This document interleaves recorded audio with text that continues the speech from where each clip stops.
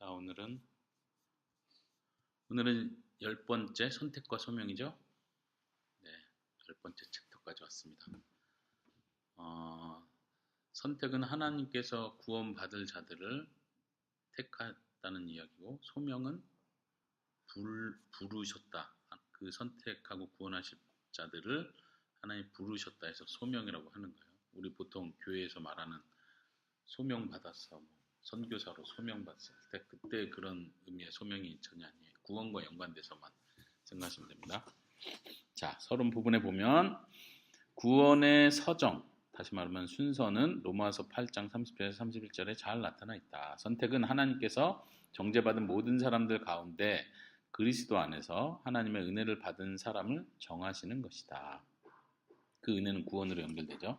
선택받은 사람들은 구속 언약 안에서 영원부터 그리스도 안에서 선택되었으며, 영원부터 선택되었고, 은혜 언약 안에서 믿음을 통해 역사 속에서 그리스도와 연합된다. 지금 구분하는 게 영원부터 선택된 거고, 실제로 그 적용되는 것은 역사 속에서 믿음을 통해서 그 과정을 거친다는 거죠. 자, 그 인용 부분에 보면 예수님은 십자가와 자신의 부활을 통해 우리의 구속을 성취하셨지만, 예수님이 이루신 거고, 성령님은 그가 우리를 복음을 통해 유효적으로 부르시고, 성령님이 우리를 부르시고 우리를 그리스도께 연합시키심으로써 예수님이 성취하신 구원을 우리에게 적용하신다. 예수님이 이루시고 성령님이 이루신 구원을 우리에게 적용하시고, 부르심으로써 그리스도와 연합시키심으로써 그 일을 하신다. 이 부분은 논쟁이 많았던, 교회 역사적으로 논쟁이 큰 이슈이기도 한데요. 펠라기우스와 그의 추종자들. 에스더가 한번 읽어볼까요? 논쟁 상태. 펠라기우스와 그의 추종자들은 모든 인간이 타락 이전 아담과 같은 상태로 태어나면 자유롭게 선을 선택할 수 있다고 주장했다. 일단 펠라기우스는 어떤 주장이에요? 모든 사람이 아담과 같이 태어난다는 거예요. 아담과 같은 상태 선택할 수 있다는 거지. 그러니까 원죄나 죄로 인해서 부패된 상태를 인정하지 않는 거예요. 그 다음에 반펠라기우스는 반이란 뜻이 절반이란 뜻이죠. 절반. 반대할 때 반자가 아니고. 반펠라기우스. 반펠라기우스 주의는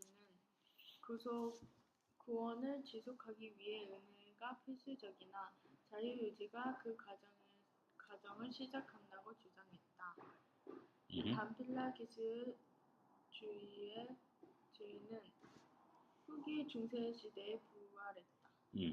그러니까 펠라기우스는 굉장히 많이 지나친 거고, 반펠라기우스는 말 그대로 절반이야. 절반이라서 약간 지나친 것에서 좀 교정을 한 건데, 그게 뭐냐면 은혜가 필요하다. 은혜 없이는 우리는 못한다. 왜냐면 우리는 죄가 있기 때문에 이걸 인정하는 거예요. 펠라기우스는 아예 원죄를 인정 안 하고 부패를 인정 안 하는 거야. 근데 반펠라기우스는 그거하고 좀 타협해서 거기까지는 아니고, 우리 죄가 있기 때문에 은혜가 필수적으로 있어야지 우리의 그냥 사람의 노력으로는 구원에 이를 수 없다. 그러나 처음 믿을 때는, 처음 내가 믿겠다 안 믿겠다 이거는 내가 결정하는 거다, 이렇게 얘기하는 거죠. 그 다음에 종교개혁 계속 읽어주세요. 종교개혁 이후에 일어난 아르미니우스 주의는 더 진보적인 흐름과 복음주의적인 흐름으로 분리되었다. 복음주의적인 자들은 선행적 은혜의 필요성을 인정하면서도 여전히 그리스도를 선택하거나 거부하는 것은 각자에게 달렸다고 주장한다. 일단 여기까지 설명하면, 거기 이제 두꺼운 글씨로 선행적 그랬잖아. 선행은 착한 행동 이런 뜻이 아니고, 한자로 하면 앞선 자, 먼저 선. 그래서 행동 전에 은혜가 필요하다 이 얘기예요. 선행. 행동, 뭔가 액션을 처기 전에 행동이 필요하다. 그러니까 위에 반펠라기우스 주의하고 되게 비슷해요. 종교 개혁이 중세 시대 이런 반펠라기우스의 사상이 쭉 있었다면, 종교 개혁 때는 이게 개혁된 거잖아요. 그런데도 불구하고 여전히 아까 말한 반펠라기우스 주의의 그런 사상들이 여전히 녹여 있는 거예요. 그래서 여기서 아르미니우스 주의가 두 개로 나눠지는데, 좀 더 건전하고 좀 더 괜찮은 데가 복음주의적인 자들인데, 그 사람들도 여전히 선행적 은혜는 필요하다고 인정하는데, 그러나 여기서 아까 비슷하게 그리스도를 선택하거나 거부하는 건 각자의 각자 의지, 결단. 그래서 결단하십시오. 당신에게 달렸습니다.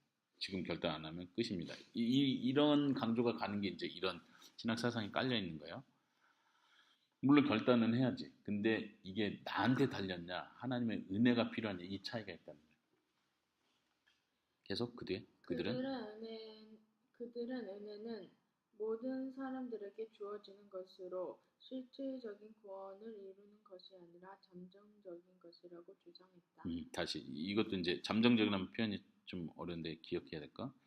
그 사람들이 말하는 건 모든 사람, 다시 말하면 믿지 않는 사람, 결국 지옥에 갈 사람들도 은혜가 주어진다고 하는 거예요. 모든 사람에 은혜가 주어진 거예요. 그래서 복음을 들을 수도 있고 하나님에 대해서 고민도 할 수 있게 되고, 그렇지만 최종 결단은 은혜는 다 주어졌습니다. 똑같아요.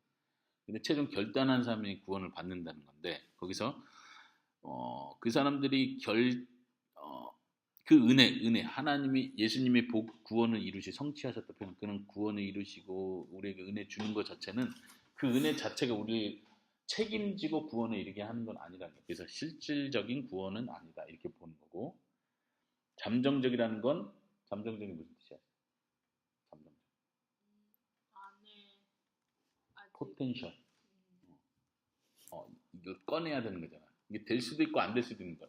너 속에 재능이 잠정적으로 있다. 이 말은 안 꺼내면 청상 재능 사용 못하고 죽는다는 얘기잖아. 근데 구원은 그렇게 보는 거지. 구원의 가능성은 이미 다 모든 사람에게 있다는, 모든 사람에게. 그리고 은혜도 모든 사람에게 주어진 거야. 그러니까 이제 똑같이 시작한다는 거지. 그래서 이 포텐셜, 잠재되어 있는 걸 깨우는 사람이 구원받는 거야. 그 깨우는 게 뭐야? 결단.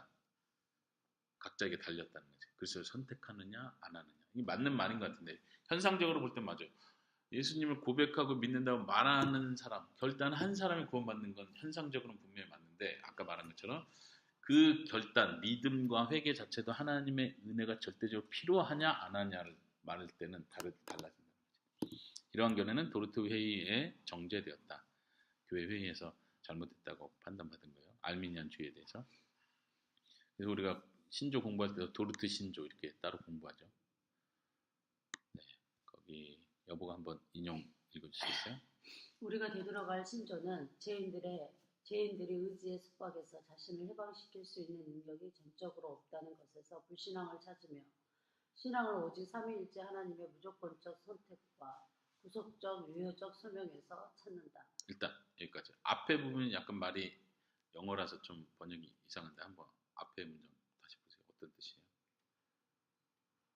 되돌아갈 신조는 우리 죄인들이 자기 의지로 그 자신을 해방시킬 수 있는 능력이 전혀 없는데, 전혀 없는 것은 바로 그게 불신앙이다. 그게 불신앙이고, 우리의 신앙은 오직 삼위일체 하나님의 무조건적 선택, 삼위일체 하나님께서 선택하시고 또 구속하시고 유효적 소명에서 찾는다.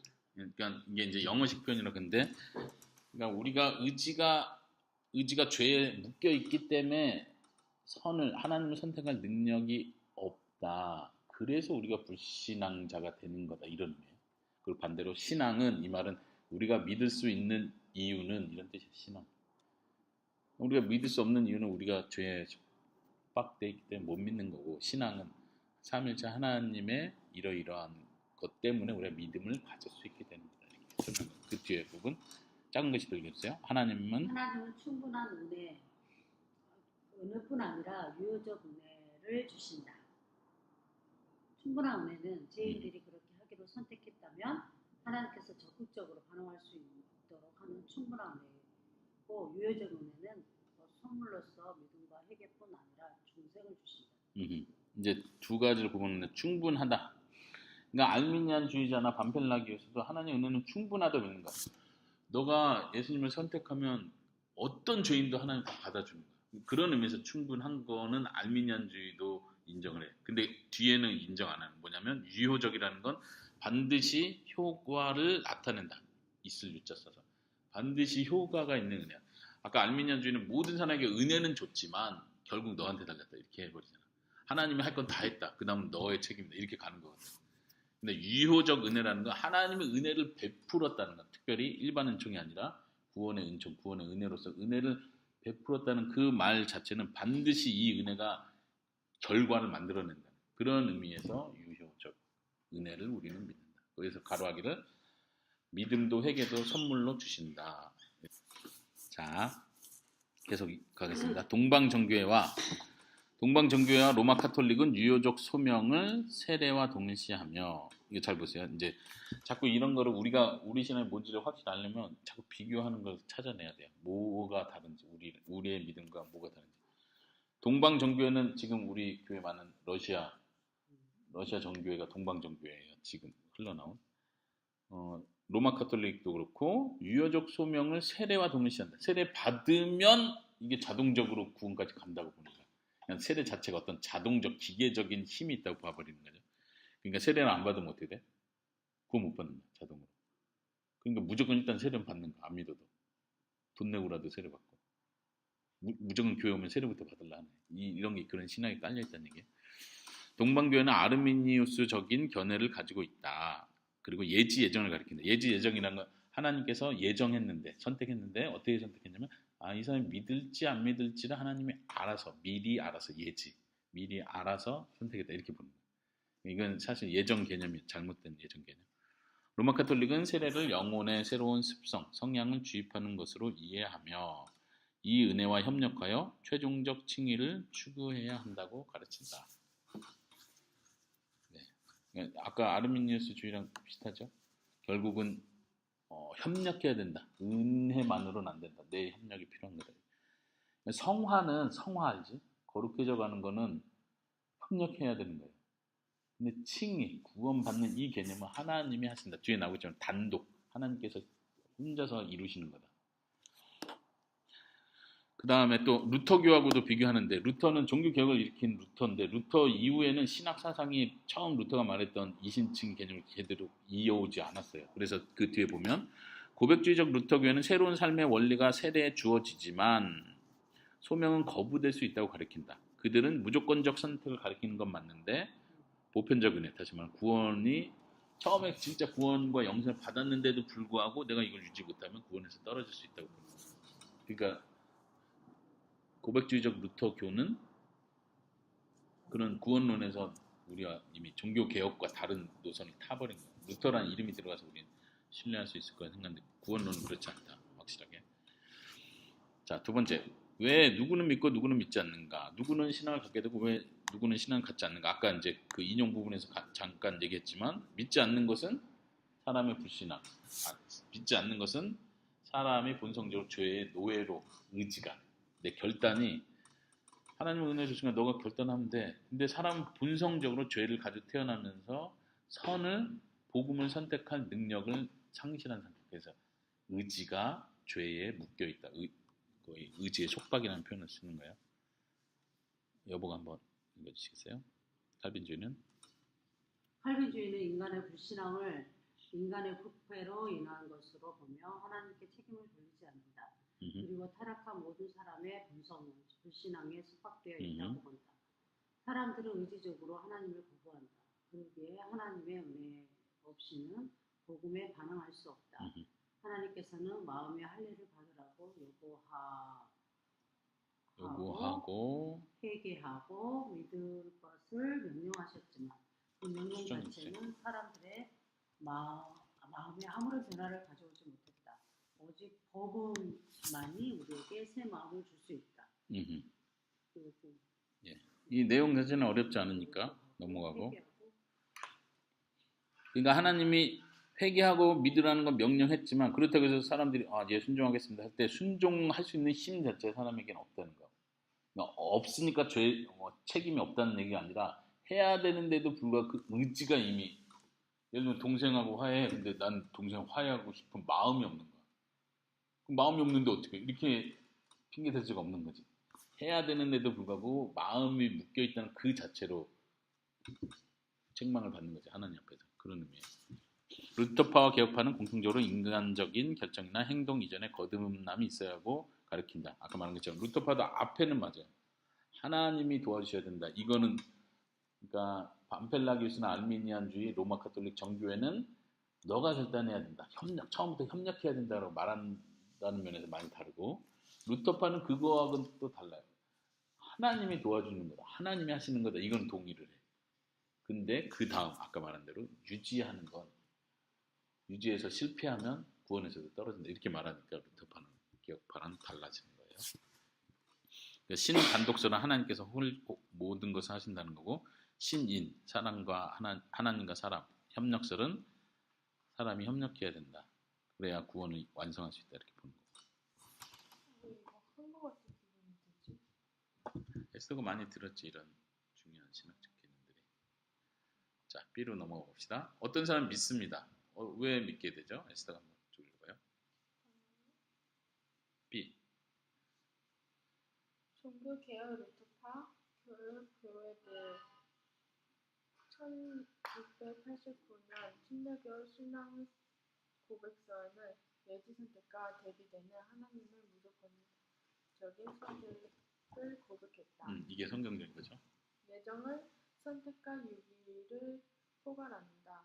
그러나 극단적인 칼빈주의자들은 마치 하나님께 나오기 원하는 자들도 예정되지 않았다는 이유로 하나님께서 거절하신다는 식으로 표현하기도 한다. 일단 보면은 이제 거의 두꺼운 것이 예정은 선택과 유기를 포함한다 할 때 하나님이 예정했다 하는 말은 구원받을 자 선택했다는 말이고 동시에 구원받지 않을 자 지옥에 갈 자들도 하나님 앞에서는 분명히 결정됐다는 얘기예요. 그게 유기 거절을 말하는 거고. 근데 이제 극단적 칼빈주의자들은 너무나 또 지나쳐서 하나님이 선택을 했기 때문에 네가 아무리 원해도 선택 못 받으면 그거 못 받아 이렇게 말하는 건 극단적 잘못된 개혁주의예요. 근데 많은 사람들이 예정, 선택 얘기할 때 이 극단적 칼빈주의를 먼저 떠올려요. 그래서 극단적 칼빈주의가 잘못된 것처럼 예정, 선택 얘기하는 사람들이 잘못했다고 말을 하는데 전혀 그렇지 않다는 거. 이거 되게 조심해야 돼요. 다시 말하면 너가 원하는데도 하나님이 선택을 안 했기 때문에 그거 못 받는 경우는 없어요. 다시 말하면 선택하셨기 때문에 원하는 거예요. 하나님께로 나오는 거예요. 진심으로. 무슨 말인지 알아요? 그 아래 이제 인용문이 중요한데 에스더 다시 한번 읽어보세요. 인용문만 빨간색. 어떤 사람도 하나님의 강압에 의해 구원받지 않으며 어떤 사람도 자신의 의지와 별개로 거절되지 않는다. 이해되죠? 어떤 사람도 강압에 의해 구원받지 않아. 나 구원받기 싫어. 나 하나님 안 믿어. 근데 끌려서 구원받는 경우는 없다. 이게 되게 중요해요. 완전 이제 예정 선택 생각할 때 그걸 생각해요. 내 의지와 상관. 그럼 난 노력해도 소용없네. 이렇게 생각한다. 이게 그냥 완전 오해하는 예정과 선택을 오해하는 거예요. 내가 원해도 저 사람 예수 믿고 싶어요. 못 믿겠네요. 이런 경우는 없다. 뒤에서 말한 것처럼. 그럼 나는 하나님 의지와 별개로 거절되지도 않는다. 나는 하나님께 나오고 싶었는데 그 의지와는 별개로 넌 안 돼. 이렇게 하는 경우도 없다. 예. 유기의 경우 거절되는 것은 하나님이 사람의 원하는 대로 내버려 두시기 때문에 유기되는 거예요. 자기가 원하는 걸 하다 보니까 지옥을 가는 거지. 네, 원하는 대로. 반대로. 바대로. 원하는 바대로. 맞아? 네. 원하는 대로. 원하는 바대로. 바대로. 네. 여보가 그 빨간색 인용 좀 어려운데 제가 읽을게요. 잘 보세요. 인용 표현이 어려워서 일부러 그대로 가져왔는데 잘 보세요. 신약에서 거듭남과 우리의 마음에 임재하는 성령은 다가올 시대의 전조다. 무슨 말이죠? 거듭남과 성령은 다가올 시대를 미리 보여준다. 거듭남과 성령은 왜냐하면 장래, 미래의 완성이 이미 악한 시대를 뚫고 들어와서 만물을 안에서부터 새롭게 하기 시작했다. 그러니까 거듭남이 우리 속에서부터 새로워지는 거야. 근데 이 세상도 미래 시대, 다가올 시대도 성령이 이미 들어오셔서 이 세상을 변화시키기를 시작하셨다는 거야. 그러나 완성된 거 아니에요. 세상이 창조되기 전에 그리스도 안에서 선택을 받고 역사 속에서 그리스도로 말미암아 구속을 받으며 복음에 의해 그리스도 안에서 인침을 받은 우리는 처음부터 끝까지 성자 안에서 성령에 의한 성부의 역사인 구원을 가진다. 이미 우리 안에서 이 거듭남과 성령의 역사로 말미암아 우리가 완성될 그 상태가 시작됐다는 거죠. 그거는 이미 계획된 거고 성부, 성자, 성령에 의해서 이미 분명히 반드시 완성될 그거를 향해 나아간다는 거예요. 그러니까 우리가 흔히 루터파가 말하는 것처럼 시작은 됐는데 내가 유지 못해서 이게 떨어진다. 성부, 성자, 성령 뭐 하신 거야? 이렇게 하나님을 모독하는 쪽이 돼버린다. 하나님은 엄청난 일을 우리 안에서 시작하셨다는 게 거듭남이고 믿음을 주셨다는 건데 이 믿음을 가볍게 봐버리는 거예요. 마치 내가 그냥 믿어 안 믿어? 교회 가기 싫어. 유혹받아서 이제 교회 안 가고 안 믿어. 이 상태로만 본다는 거야. 하나님이 이미 큰 일을 시작하셔서 미래 다가올 시대에 대한 전조로서 이미 지난번에 말한 것처럼 보증으로 첫 불입금으로 성령을 우리 안에 넣어주셨는데 그 하나님이 하시는 일이라는 게 관점은 하나님이 시작한 일인데 사람이 게을러서 구원이 다 포기되고 하나님의 계획은 다 내가 예정했는데 실패했네. 이렇게 가는 경우는 없다는 거예요. 그러니까 하나님에 대한 모독입니다. 그래서 칼빈주의는 하나님의 영광 때문에 이 교리를 절대 놓칠 수 없는 성경이 말하는 바다. 그 아래 인용도 복음은 복음을 만드신 구세주에 대한 믿음을 창조하는 선언이다. 복음은 무에서 새로운 세계를 창조하시는 하나님의 생명을 주시는 말씀이다. 이제 마이크로튼의 특징 중에 하나 이건데 창조하고 적게 연결시키는 거. 우리가 새로운 사람이 되고 거듭나 천국 가는 것도 새 창조라는 표현을 쓰잖아. 새하는 것 샀다는 거 새 창조인데 창조하고 그래서 자꾸 비교를 하는 거야. 창조 때도 하나님 빛이 있으라 하니까 있는 거지.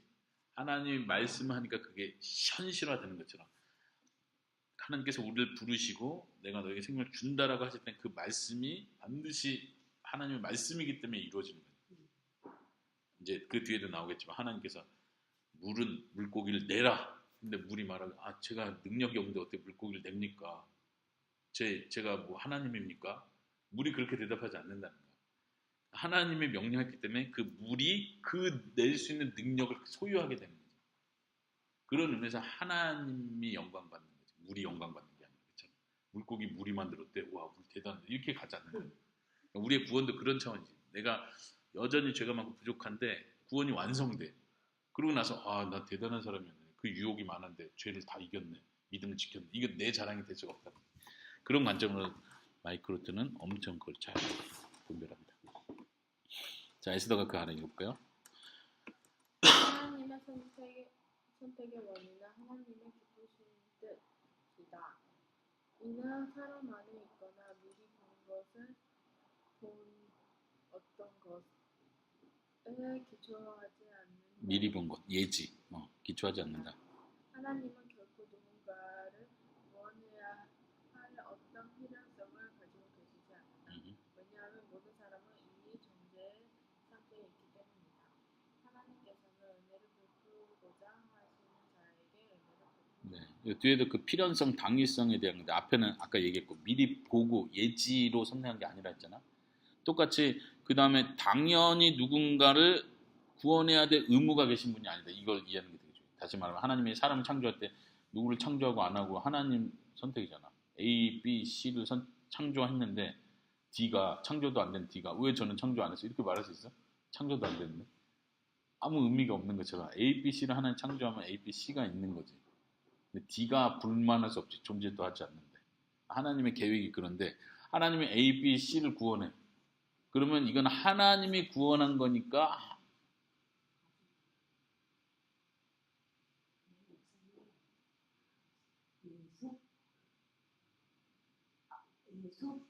수업 중이라 저희는 나중에 왔습니다. 네. 다시 당위성을 설명해 볼게요. 당위성이라는 건 다른 표현으로 하면 하나님 빚지지 않았다는 거예요. 빚지지 않았다. 하나님 이거 해줘야 되는 거 아니에요? 예를 들면 우리 아이들이 저 받아쓰기 100점 맞았으니까 자전거 하나 사주세요. 그랬을 때 엄마가 기분 좋아서 야 자전거 사주기다 하면 사주는 거지만 엄마가 자전거 사줘야 될 당위성, 필요성이 있는 건 아닌 거예요. 다시 말하면 사람들이 생각하는 게 뭐냐면 내가 죄를 버리려고 노력하고 믿음을 선택했는데 그러니까 하나님이 약속했으니까 당연히 줘야 됩니다 하고 하나님을 강요할 수 없다. 그래서 그 아래 표현한 것처럼 은혜를 베풀고자 하는 자에게 은혜를 하나님 먼저 선택해. 내가 너를 구원하겠다. 믿음을 주겠다. 이걸 하나님 선택 먼저 주권적 은혜를 베푸신다.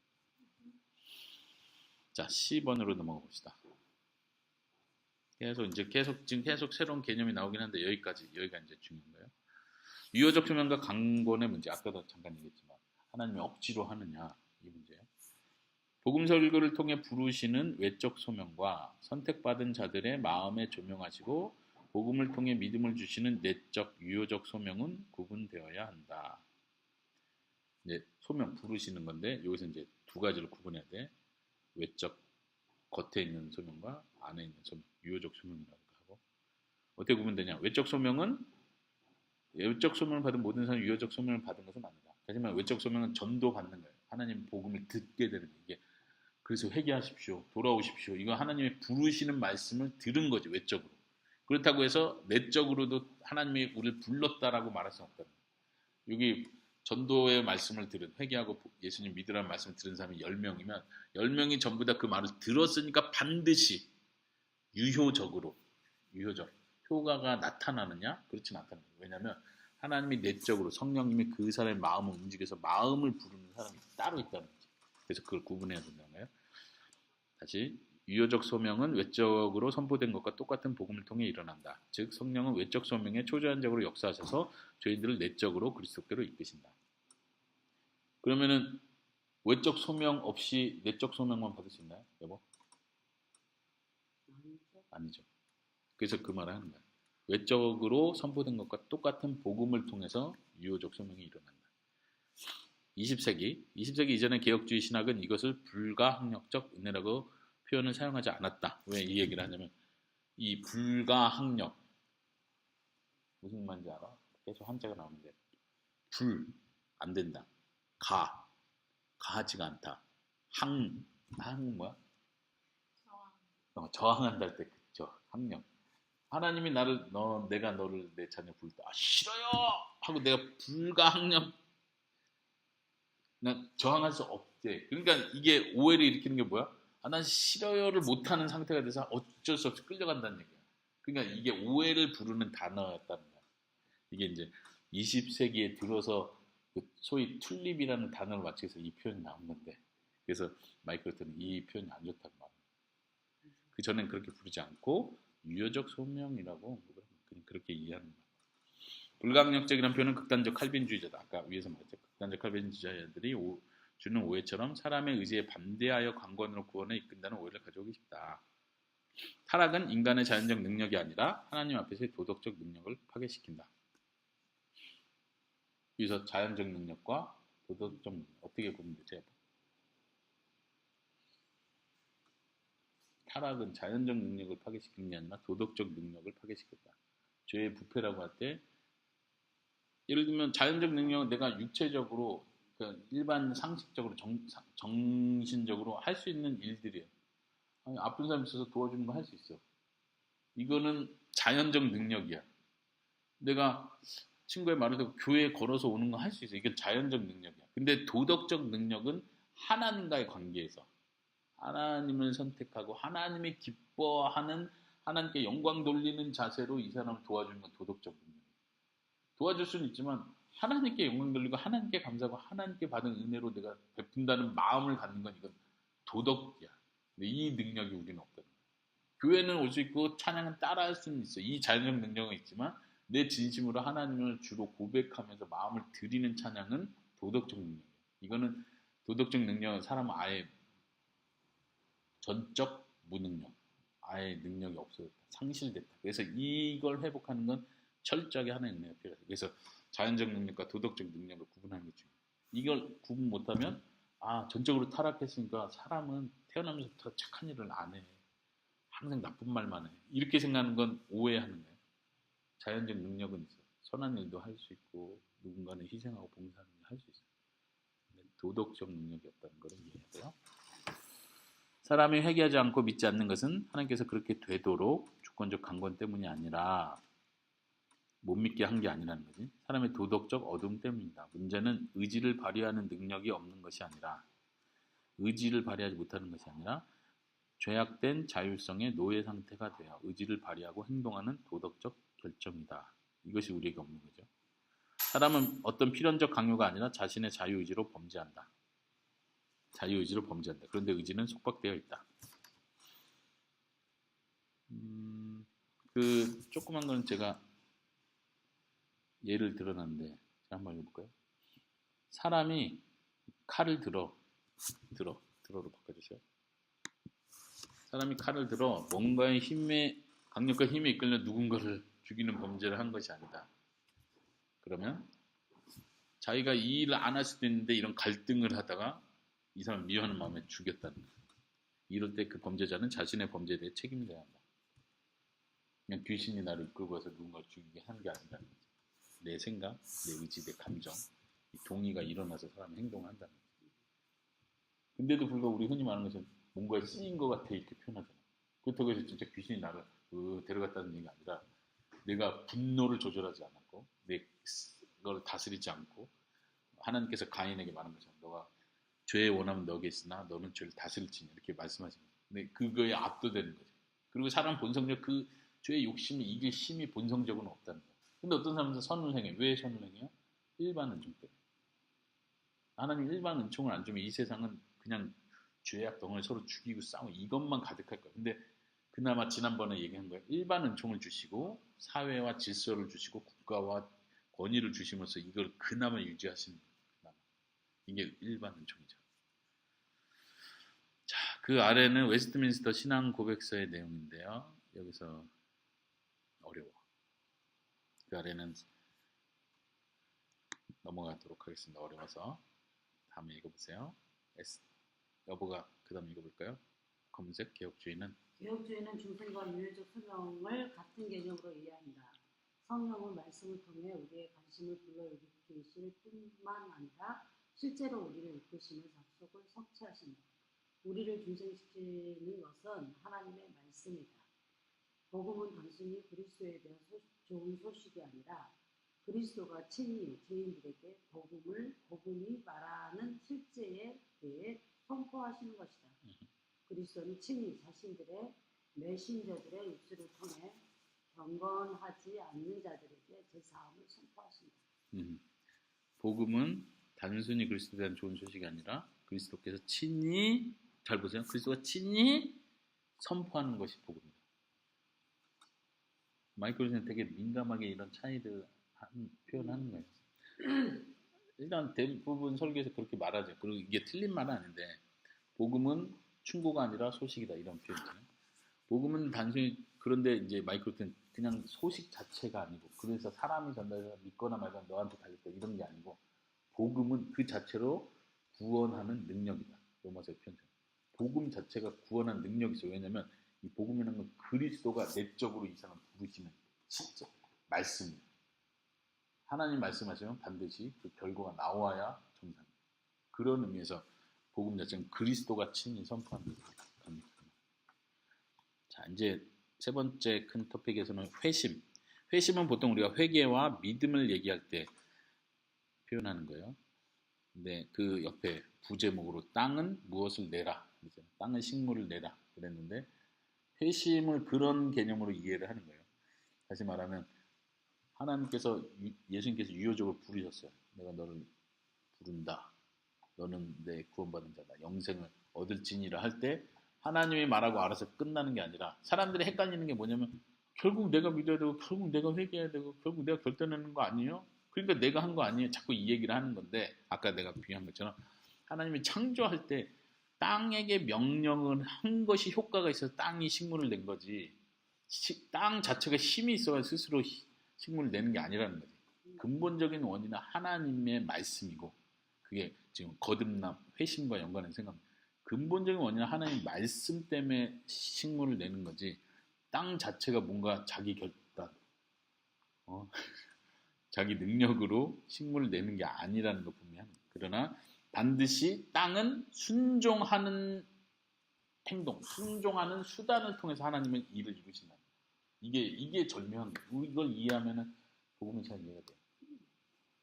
나중에 이제 우리가 봉사를 할 때도 하나님 나에게 재능을 주셨는데 우리는 내가 열심히 하고 나서 내 재능과 내 힘으로 다 했다고 자꾸 생각하니까 그게 아니라 하나님이 나에게 주신 거예요. 내게 할 수 있는 능력을 주셨구나.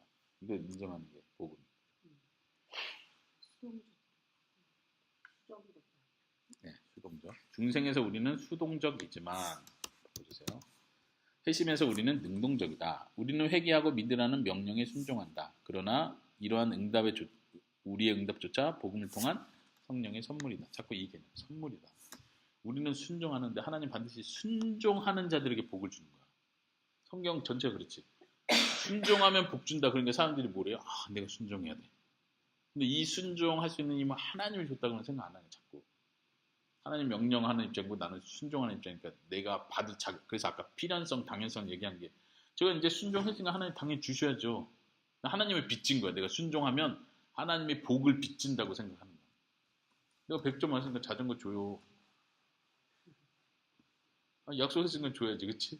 그러니까 엄마 빚진 거라고도 표현할 수 있지. 근데 이제 엄마와 자녀 관계는 달라. 왜냐면 하나님은 100점 맞을 수 있도록 선물과 재능과 은사와 능력을 다 주시는 분이에요. 엄마는 그걸 주진 않거든. 그러니까 얘가 엄마한테 요구할 수 있을지 모르지. 그는 차원이요. 에스더가 읽으세요. 회개. 회개의 마음의 변화다. 그 마음의 변화는 결정적이다. 그것은 단순한 도덕적 향상이 아니다. 회개는 우리 모두에서도 잘못되었다는 것을 깨닫는 것이다. 자신이 철저히 잘못한 것을 있다는 것을 인정하는 것이다. 회개는 죄에 대한 상관적 개념을 받아들이는 것이며 오직 죄가 하나님을 모욕하는 것이 아니라 모든 죄가 하나님을 모욕하는 것이라는 것을 인정하는 것이다. 죄를 깨닫는 사람은 자신의 정죄받았다는 것을 고백하며 자신을 정당화하려 하지 않는다. 회개는 단순한 후회가 아니라 죄를 혐오하고 역겨워하는 것이다. 이러한 회개는 구원을 위해서 오직 믿음으로 그리스도께 매달리게 한다. 회개에 대해서 지금 한 단락으로 설명했는데 이 내용을 잘 기억하고 반복하면 좋을 것 같아요. 여보, 정신. 여보가 다시 읽으세요. 외우세요. 회개는 구원을 위해서 오직 믿음으로 그리스도께 매달리게 한다. 네. 회개에 대한 정의를 잘 하는 거예요. 그러니까 막 이렇게 외국인들이든 성도들 가르치고 나한테 막 어렵고 복잡한 얘기 막 짤데기 없는 얘기 많이 하지 말고 딱 핵심. 앞에서부터 마음의 결정, 도덕적 향상이 아니다. 내가 좀 반성하고 고쳐 나가는 게 회개가 아니라 가치관을 깨닫는 거. 내가 항상 죄인이라는 거 인정하는 거. 하나님밖에 구원자 없다는 거 인정하는 거. 이런 차원에서. 그 아래 요거 알려주세요. 빨간색. 율법은 그 자체로 법적인 회개를 생산하는 반면에 복음은 실질적인 변화의 열매를 낳는 복음적 회개를 생산한다. 계속. 우리는 마음의 변화의 회개와 실질적인 삶의 변화를 지칭하면 회개의 열매를 구분할 필요가 있다. 회개는 결코 일시적이지 않으며 신자의 인생 내에 이루어지는 것이다. 아까 우리 여보랑 오면서 용서 얘기했지만 용서를 그냥 단 한 번 이 사람 용서했다 용서 끝난 게 아니라 한평생 내내 또 용서하고 내 마음 솟아오르는 미움 또 이게 회개 자체로 이걸 구분한 게 중요하다. 마음의 근본적인 변화였지만 그걸로 회개가 끝이 아니라 결국 회개 열매로서 계속해서 삶의 변화가 일어나야 진짜 회개인 거죠. 이 두 가지가 같이 간다는 거지. 네. 아르미니우스 주의는 회개를 거듭남의 결과라기보다는 조건으로 강조한다. 이게 무섭죠? 우리가 세례를 줄 때 회개하고 믿습니까? 할 때 이 결과를 확인한 다음에 세례를 주는 거 이게 위험하다는 거예요. 그래서 회개를 거듭남의 결과라기보다는 조건으로 봅니다. 너가 진짜 이런 삶이 변화됐어? 그러면 너는 진짜 회개하는 사람이고 거듭난 사람이 이렇게 확인을 하는 거지. 삶이 증명이 돼야 거듭나는 게 아니라 거듭나야 삶으로 나타나는 거지. 순서가. 근데 이게 섞이는 식으로 오해를 불러일으킵니다. 말하자면 술 끊고 교회 와라. 삶의 태도를 다 고치고 교회로 와라. 이렇게 할 때 생기는 오해와 같은 거죠. 다시 회개를 거듭남의 결과라기보다는 조건으로 가는 거예요. 이렇게 해야 회개할 수 있다. 거듭날 수 있다. 네. 넓은 복음주의 진영에서도 회개를 용서의 근거인 것처럼 말하며 회개의 질과 정도가 용서받기에 적합한가를 따지기도 한다. 회개의 질과 정도가 용서받기에 적합한가를 따지기도 한다.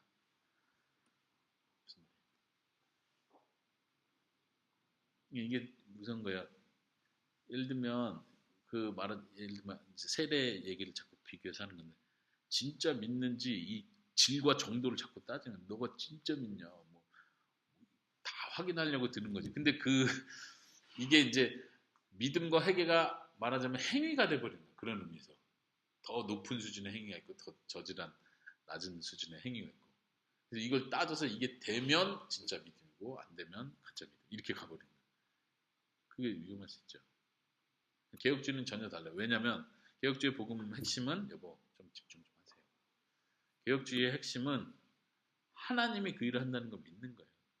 그리고 그 결과는 하나님께 맡긴다. 사람이 이걸 다 뒤져가지고 너 이것 똑바로 이것 똑바로 이렇게 확인하면 그 다음에 너는 거듭난 거야. 이렇게 말해 줄 수 있는 게 아니라는 거지. 어제 이제 은총이랑 했었던 얘기 기억나죠? 은총이가 계속 이게 죄예요? 이렇게 하면 죄예요? 그럼 자기가 다 알면 이걸 다 고칠 수 있냐? 그건 전혀 별개의 문제라는 거지. 하나님께서 우리 마음을 근본적으로 변화시켜 줬을 때 하나님의 말씀대로 살아가는 거, 회개의 삶을 살아가는 거, 믿음의 삶을 살아가는 거, 그 다음 하나님의 은혜로 되어져야지 이걸 내가 다 집요하게 찾아내가지고 나 이제 죄 안 짓는 사람이 됐습니다. 하나님 이렇게 말할 수 있는 건 없다는 거예요. 계속해서 믿음. 에스더가 읽었어요. 우리는 회개를 통해서 우리 자신에게 돌아서며 크게 믿음을 통해 구원과 모든 영적 은사를 위해 그리스도를 바라본다. 믿음은 자신에 대한 신뢰에서 그리스도에 대한 신뢰로 바뀌는 것이다. 그 짧지만 잘 설명한 자신에 대한 신뢰에서 그리스도에 대한 신뢰로 바뀐다.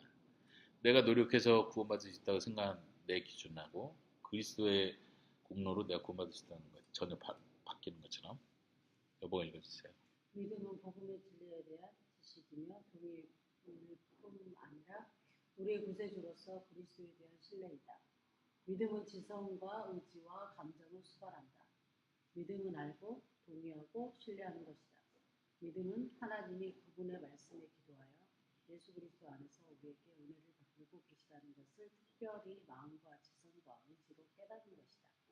믿음은 예수 그리스도의 선포하신 말씀에 대한 신뢰이며 예수 그리스도에 대한 신실한 의존이다. 참된 믿음은 단순히 그리스도의 인격과 사역을 인정하는 것이 아니라 그리스도 자체를 인정하고 그에게 매달리는 것이다. 믿음에 대한 정의를 계속 지금 설명하고 있는 건데 여기서 강조하는 건 밑줄 친 부분 의존하는 거다. 매달리는 것이다.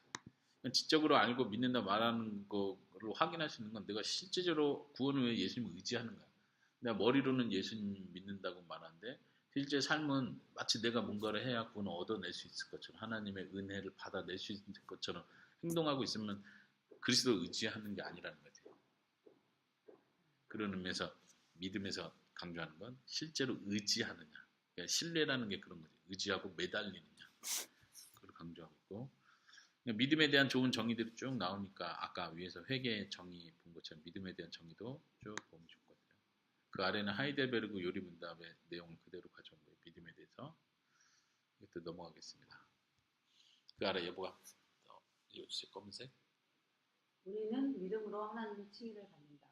칭의에서는 믿음은 수동적이나 성화에서 이 믿음은 능동적으로 선을 행하게 한다. 행위로 말미암는 칭의는 없다. 그러나 선행의 열매를 맺지 못하는 칭의도 없다. 짧지만 잘 보세요. 칭의에서 믿음은 수동적이나 성화에서 믿음은 능동적이다. 행위로 말미암는 칭의는 없지만 선행의 열매를 맺지 못하는 칭의도 없다. 무슨 말인지 이해되죠? 그냥 사람들이 자꾸 이런 구분에서 자꾸 헷갈리는 거죠. 행위로 구원받는 게 아니에요. 그러니까 행위가 필요 없네요. 착한 선행이 필요 없네요. 자꾸 이 패턴으로 가는 거. 집요하게 갖고 그렇게 오해하는 거. 여기서 말하는 것은 선행의 열매를 맺지 못하는 구원. 칭의도 없다. 그 마지막 뭐 읽었어요? 믿음은 그 자체적인 능력이나 미덕으로 사람을 의롭게 하는 것이 아니다. 믿음은 칭의의 기초가 아니라 오직 그리스도와 그의 공로를 붙잡는 수단 도구일 뿐이다. 믿음은 무언가를 행하는 것이 아니라 모든 것을 받는 것이다. 믿음은 자아 안에서 나오는 것이 아니라 복음 설교를 통해 외부로부터 오는 것이다. 오케이. 그 중간에 믿음은 행하는 것이 아니라 그러니까 행위로서의 믿음이 아니라 받아들이는 거다. 자, 질문. 질문이라기보다는 처음에 이제 하나님이 선택을 하셔서 음. 구원하신다 할 때 음. 이게 잘못된 게 아니죠. 아까 말한 것처럼 그럴 필요가 없는데 은혜로 주시는 거잖아요. 근데 왜 사람들이 그냥 들었을 때 기분 나쁠까 생각하다가 그 영화에선가 나왔던 대사 같은데 누군가를 도울 수 있는 힘이 있으면은 해야 된다. 그런데 만약에 오히려 하나님이 도울 수 있는 힘이 있는데 구원하실 수 있는 힘이 있는데 안 하시면은 나쁜 거다 이렇게 생각이 되기 쉬웠던 것 같아요. 그치. 그렇게 사람들이 하나님을 생각하는 거지. 근데 일단 하나님 왜 결국은 누구는 구원하고 누구는 구원 안 해? 구원하시려면 다 구원하시지. 이렇게 보는 거지. 그쵸. 근데 그런데 그걸 생각을 하는 거지. 일단은 최소한 은혜를 줬다는 것 자체가 근데 생각해보면 다른 면은 우리가 잘못을 한 거잖아요. 그거는 그냥 그 힘을 갖고 있냐 없냐를 따지는 거지만 우리가 잘못을 해서 그 대에 대한 대가를 받아야 되는데 거기서 한 거니까 일단은 감사가 먼저 있어야 되는 거고 근데 아직 풀리지 않은 거는 한마디로 구원 못 받은 사람은 조금 정당화가 안 되는 것 같은 기분. 구원을 그러니까 이런 이야기가 안 믿는 사람들 입장에서는 굉장히 속을 긁는 이야기일 수밖에 없는 거야. 그래서 사실 이제 안 믿는 사람하고 공부를 한다든가 구원을 복음을 얘기할 때 이런 부분을 괜히 집요하게 얘기하는 건 안 좋아. 왜냐면 일단 바라보는 시각이 다르니까. 그거를 일부러 자극할 필요는 없지. 그러나 우리가 먼저 강조해야 될 것은 하나님은 얼마나 사람을 사랑하시는가. 그 사랑이 강조되기 위해서는 사람이 얼마나 큰 죄를 지은 사람인가를 먼저 얘기해 줘야 되거든.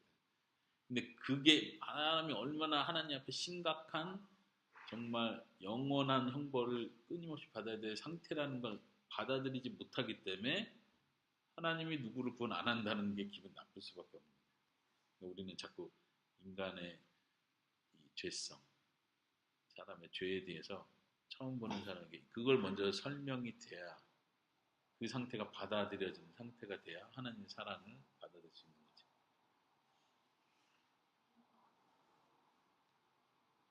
여보는 왜 그래?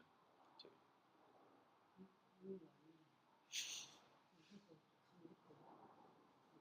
여보는 느낀 점.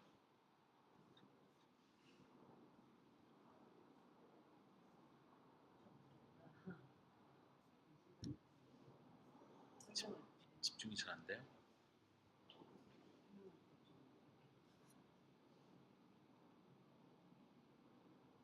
단어가 중에 소식과 선물 중에 조금 단어가 바뀌어도 의미가 달라져. 이런 중요한 개념들을 배우는 게 이제 조직 신앙에서는 필요하고 그게 머릿속에 잘 정리가 돼야 잠깐 아까 말한 거죠. 로마 카톨릭이 말하는 거, 마틴 루터파가 말하는 거 이게 다른데 우리가 믿는 개혁파가 어떻게 다른지 구분해내는 게 제일 중요해요. 그 큰 틀을 잡고 그래서 여보도 이걸 반복적으로 봐야지 이게 머릿속에 박혀야지 이게 머릿속에 없으면 누굴 가리키면서 자꾸 섞어서 가르쳐요. 어느 때는 이 얘기했다 어느 때는 이 얘기했다 그러면 성도들은 안 그래도 정리가 안 되는데 10년 20년 교회 생활에도 이게 정리가 안 된 상태예요. 누가 맞는 건지 틀린 건지가 구분이 안 되는 상태. 그러니까 소위 설교 시간 은혜 받으면 은혜 받은 대로 다 아멘 했다가 전혀 신학적으로는 다른 얘기인데도 또 여기서도 은혜를 그냥 받아버려요. 이게 되게 어설픈 상태지. 게다가 알미니안주의, 복음적 알미니안주의 그게 어렸을 때는 나는 그게 맞다고 생각했거든요. 전도할 때 꼭 그러잖아요. 그 전도지에 그런 말이 많이 있었기 때문에 그치? 지금 결정하셔야 된다. 지금 오셔야 됩니다. 뭐 지금 그 정말 가까워졌으니 뭐 이런 식으로 하니까 당연히 그런 거고 하나님은 공평하시니까 당연히 공평하시고 자유의지를 주셨으니까 당연히 그게 맞다라고 생각하고 그치? 그게 자연스러운 거지. 아까 말한 것처럼 겉에 드러나는 현상은 그게 맞아요. 회개를 선포하고 믿음을 요구하는 거. 그리고 거기에 반응한 사람이 구원받는 게 맞아. 근데 그게 다라고 생각할 때 문제가 된다는 거지. 이제 복음의 자리에 들어왔으면 내가 그때 누구 전도자를 통해서 믿으라 해서 믿는다고 결단을 했는데 그 결단이 하나님의 은혜였구나. 내 속에서 성령을 먼저 주셨기 때문에 내가 그게 믿어졌고 회개할 마음이 생겼고 그래서 받아들일 수 있는 힘이 생긴 거 이렇게 알면 되는 거야 순서는.